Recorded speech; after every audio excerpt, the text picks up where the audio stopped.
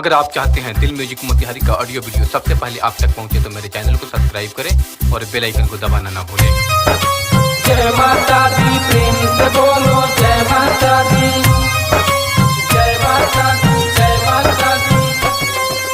बोला बोला खावे वाली मैया की जय।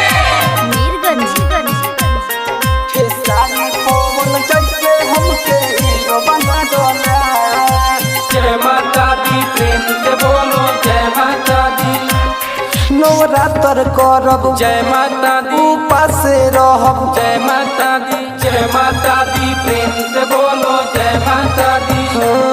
नवरात्र करब जय माता दी, उपास रहब जय माता दी। मनवा के मुराद मैया पूरा कर दो ना।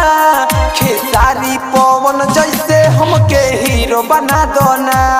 खेसारी पवन जैसे हमके हीरो बना दो ना। जय माँ जय माँ जय माँ जय माँ, हीरो बना दो ना।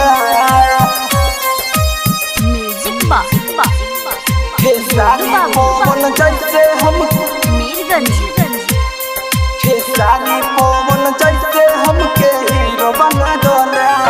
हर साल मैया राउर पूजा करम, पूरा जिंदगी भर राउर चरण धोम।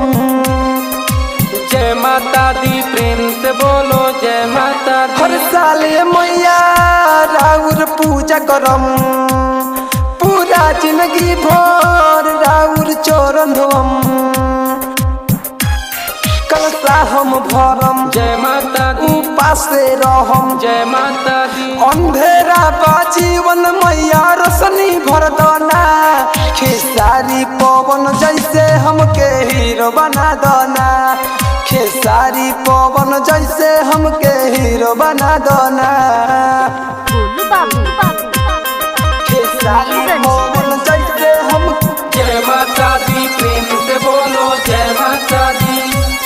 खेसारी पवन जैसे हमके हीरो बना दो ना।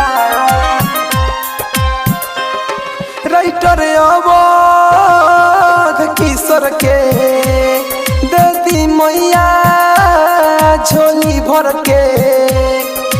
जय माता दी, प्रेम से बोलो जय माता दी। राइटर सनतनु सुबोध के देती मैया झोली भर के। सदम पचरा गावे जय माता दी, गाय के झुमावे। जय माता दी। सोनू अभिनंदन के नैया पार लगा दो ना। खेसारी पवन जैसे हमके हीरो बना दो ना। खेसारी पवन जैसे हमके हीरो बना दो ना। रिकॉर्डिंग स्टूडियो मोटर चौक छावड़ा दाना।